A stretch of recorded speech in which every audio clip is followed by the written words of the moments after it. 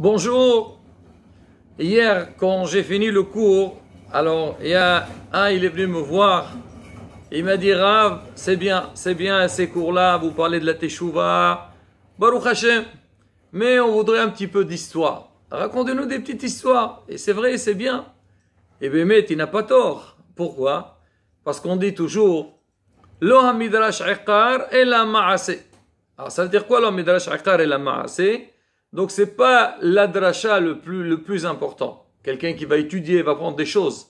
C'est vrai, ça, c'est important. Mais à iqar, le principal, c'est le ma'ase. C'est l'action. Comme on dit dans la tefila. L'ilmod lamed, l'ishmor, ou l'asot. Il faut passer à l'action. Et Hachamim, il explique, ils disent aussi, Lo ha-midrash iqar et la ma'ase. Ça veut dire quand quelqu'un fait une dracha, alors il faut aussi raconter des histoires, parce que les gens, ils adorent les histoires. Et c'est vrai qu'à travers l'histoire, le message, il passe très bien. Il faut faire très attention. Des fois, il y a des gens, ils écoutent l'histoire, après, ça, ils oublient le reste. Non, il faut savoir qu'il y a un message. Alors, on connaît très bien le Magid Medouvna, que lui, pratiquement toutes ces drachot, il fait des méchalim, il fait des paraboles. Et pour un petit peu faire un lien entre le message qu'il va transmettre avec, donc, l'histoire qu'il raconte. Pareil aussi, on dit que Rabbi Meir, il avait des fables. Et racontait, c'est ce qu'on connaît aujourd'hui, tous ces fables-là, a priori. À la base, c'était Rabbi Meir qui les racontait. Parce que ça intéresse les gens. Et pareil, nous aussi, on va faire la même chose. On va essayer, Bezrat Hashem, aujourd'hui. Donc, bien sûr, transmettre un message très important par rapport, donc, au Yamim Noraim, mais raconter une belle histoire. On va commencer par l'histoire. Et après, on revient sur la question. Alors, l'histoire parle d'une veuve qu'elle n'avait pas trop les moyens et elle avait un enfant à élever. Alors, bien sûr, il fallait qu'elle travaille pour qu'elle puisse assurer donc les besoins de la maison et surtout de son fils que Be'ezrat Hashem, comme ça plus tard, il grandira et donc il sera quelqu'un au moins comme tout le monde. Alors l'enfant, il commence à grandir un peu et l'angoisse allait passer chez l'enfant.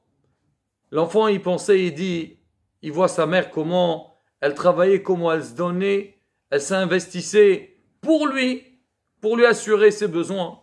Il dit dans sa tête, malheureusement c'est comme ça, l'homme, un grand, c'est pas normal, il faut avoir la imouna, mais un petit c'est normal. Lui, c'est pas d'accord, on apprend la imouna, mais toujours, on a malheureusement une certaine angoisse. Lui, il se dit maintenant, c'est vrai que sa mère, que Dieu la garde, qu'elle aura la santé.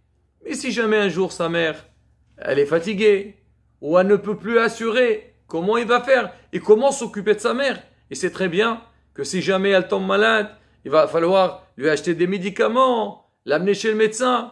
Et lui aussi, donc c'est devenu pour lui une grande préoccupation.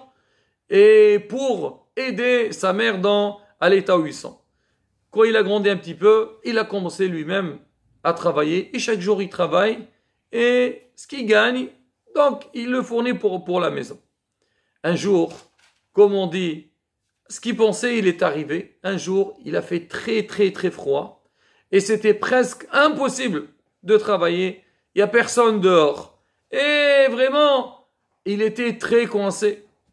Il a commencé à chercher, rien à faire. En fin de journée, il rentre à la maison, tout inquiet, et s'excuse auprès de sa mère. Maman, aujourd'hui j'ai rien gagné. Elle dit, mon fils, t'inquiète pas, c'est pas grave. On mangera ce qu'on a. Et Be'ezrat Hashem, HaKadosh Baruch Hu, Rahoum ve'Hanoun. Il nous donnera ce qu'on a besoin. Il a dit, non. Moi, je suis pas bien. Je peux pas te voir comme ça. Je vais aller taper sur les portes. Passer chez les gens, demander la Zdaka. Et alors? Il y a toujours des gens, Rahmanim, Gom les Hasadim. Effectivement, il commence à tourner, mais c'était pas évident non plus. Et à savoir, à peine si on ouvrait la porte. Et une fois, il est arrivé à côté d'une maison d'un grand riche. Mais ce riche-là, c'est un grand avare. C'était un radin vraiment de haute qualité. Il arrive chez lui, il le voit, il lui dit, oui, mon fils, qu'est-ce que tu veux? Il lui dit, écoutez, il lui raconte son histoire.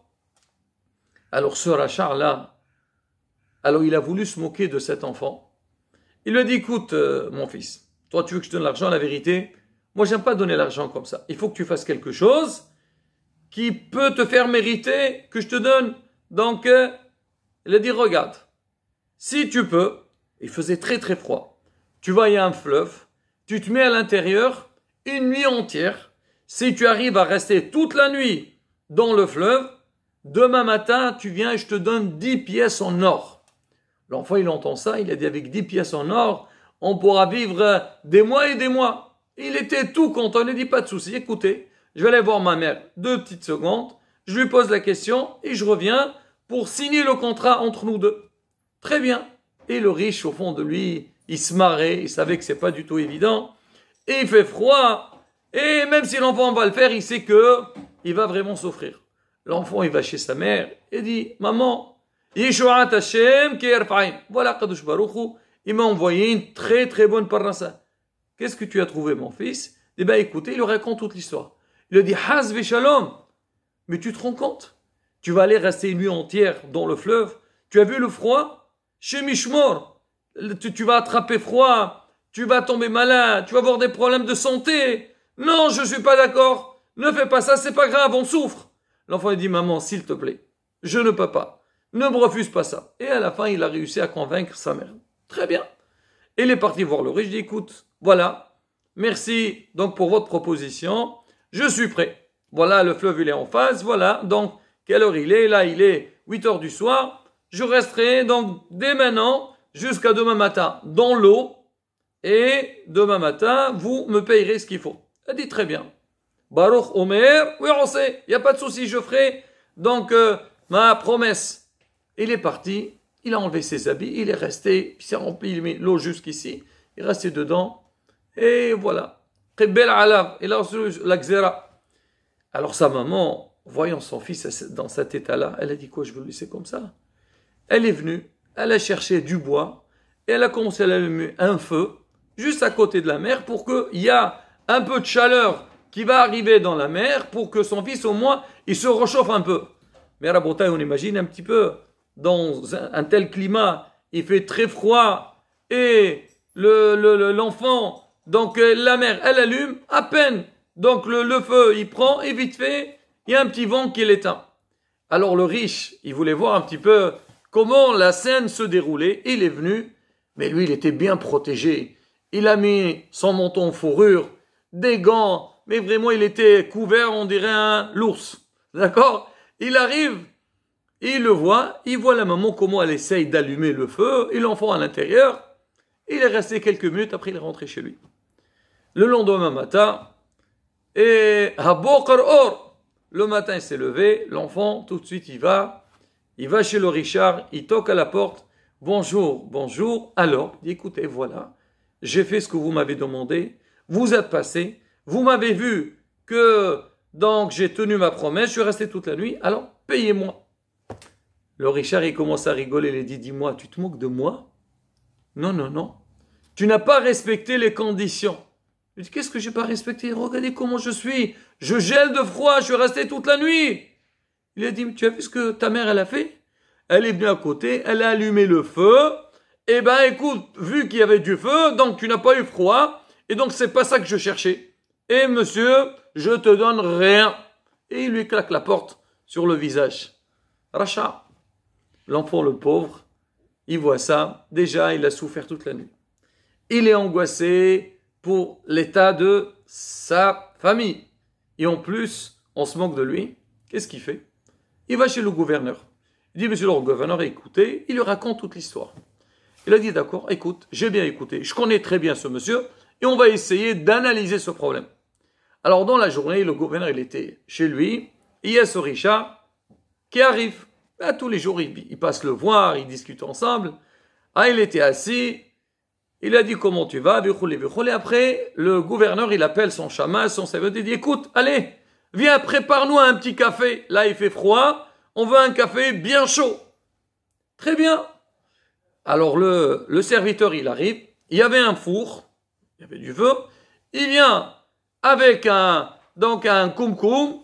Et il remplit avec de l'eau. Il le met juste à côté du four. Donc, le feu, Donc, il y avait du feu, mais le koum-koum, donc la table, elle était juste à côté. Au bout d'un quart d'heure, il y a le gouverneur, il met sa main sur, donc pour voir si le café, il a cuit ou pas. Il dit, mais je comprends pas. Mais il est encore froid. Ça n'a pas chauffé. Alors le Richard, il lui dit, mais attendez, mais c'est normal. Vous avez vu où vous avez mis, donc, la casserole pour faire du café? Ben, vous l'avez mis à côté. Il fallait la mettre dessus pour qu'elle chauffe. Il dit, ah bon? Il dit, ben, c'est normal. Si on met pas dessus, elle chauffera jamais. Il lui a dit, Hacham, si le café qu'on le met à côté du four, on n'aime pas dessus, il chauffe pas. Et le petit jeune qui était à l'intérieur et sa maman, à peine elle allume un petit peu de feu, tu crois que ça allait chauffer? Tu crois que ça servait à quelque chose? Ya Racha, tu veux te moquer des gens? Tu veux prendre le droit d'un petit garçon? Allez, tu dois le payer maintenant et tu payes aussi des indemnités. Et il était obligé de payer. Et il lui a donné donc les 10 pièces en or et en plus un supplément dessus.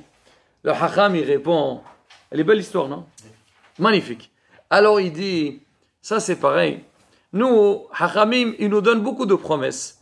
On nous dit pour l'année à venir. Alors on fait, voilà, le mois de Iloul, on a le Rosh Hashanah, Aseret Yom Teshuvah, Yom Kippour, Baruch Hashem. On nous donne des remèdes à tout pour l'année. Et parmi, donc les Haftahot qui nous disent, il y a ce qu'on appelle le Yod Gimel Midot, les 13 attributs de miséricorde. C'est marqué, regardez, je vous lis la Shon. C'est marqué à Kadosh Baruch Hu, il a dit à Moshe Rabbeinu, Amar Kadosh Baruch Hu Moshe, Kol Zman Shi Israël Hotim, tout le temps qu'Am Israël, il faut, Ya'asu lefanei kaseder hazeh, ils font les 13 attributs, et moi je les pardonne. Alors maintenant la question, voilà, combien de Waya'avor? Waya'avor déjà tous les jours, déjà dans les slihot, dans la tuila, Qra'it Shema Alamita, Minha, et pendant le Kippour, on n'arrête pas de faire ça, et on voit que malgré tout dans l'année, il y a des choses qui se passent, on aurait souhaité que ça soit différemment. Comment ça se fait? Elle est où la promesse d'Akadosh Baruch Hu? Rabotai, écoutez bien la réponse. On dit, c'est que qu'est-ce qu'on dit? Hashem, El Rahum, Hanoun, El Chapaim, Verab Hesed, Ve'emet, Hashem il est miséricordieux, il est prêt à pardonner, il est prêt à tout faire. Mais Hashem il dit, attendez, moi je suis prêt à le faire, mais il faut que toi aussi tu fasses la même chose. Si toi tu n'es pas miséricordieux, toi tu n'aides pas, toi tu n'es pas prêt à pardonner, pourquoi tu veux que moi je pardonne? Hashem il va midda keneged midda. La manière dans laquelle tu te conduis, Hashem il fait la même chose. Comme l'autre. Il a dit si tu penses le four il peut pas chauffer le café qui est à côté, alors pareil aussi pour le fleuve, ça pourra pas chauffer l'enfant. Alors maintenant ce qu'on demande, c'est vrai nous on demande à Hashem. Hashem il est prêt à nous pardonner. Il nous donne ce qu'on a besoin. Mais il nous dit suivez-moi. Comme on dit il faut, on dit comment l'homme il peut se coller à Kadosh Baruch Hu. On dit hiddaber bemidotav. Ma'u harahum afatay rahum. Lui il est miséricordieux, toi aussi sois miséricordieux. Lui il aide, toi aussi essaie d'aider les autres. Et à partir du moment, Bezrat Hashem, que nous on essaie de travailler sur ça, on fait attention à ça, Bezrat Hashem, tout viendra. Et c'est ça, c'est un clair très important dans tous les domaines de la vie. Toi tu veux recevoir. Avant de recevoir, donne. Et tu verras, Bezrat Hashem, partout du moment que toi tu penses aux autres, tu essaies de donner aux autres, tu verras comment la main d'Akadosh Baruch Hu, elle vient vers nous. Et Bezrat Hashem, on aura toutes les barachot. Amen. Keni Herason. Hizqu ou Yemsou.